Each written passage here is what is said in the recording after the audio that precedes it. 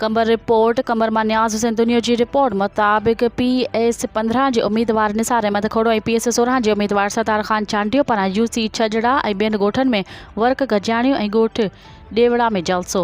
PS 15 जे PPMPA जे उम्मीदवार Nisar Ahmad खोड़ो PS 16 जे उम्मीदवार सतार Khan Chandio UC छजड़ा जे ॻोठ ॾेवड़ा में जागीराणी मोहल्ले में ऐं ॿियनि ॻोठनि में वर्क ऐं गजाणियूं कयूं वयूं।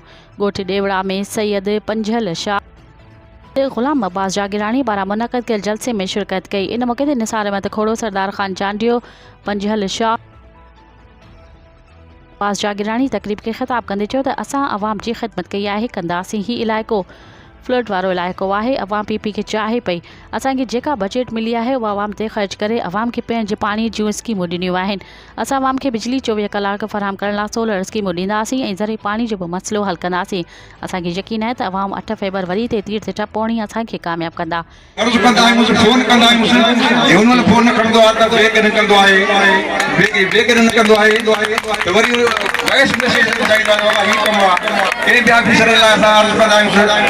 ऑफिसर के फोन करे असांजो नंबर भी ॾींदो आहे चवंदो आहे त बाबा इन सां तव्हां पाण ॻाल्हायो।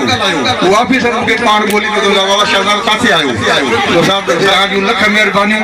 टाइम कोन्हे इन करे घणो कुझु अञा पंहिंजे दिलि जी ख़ुशी जूं ॻाल्हियूं करणियूं हुयूं पर हाणे इहे काफ़ी आहिनि।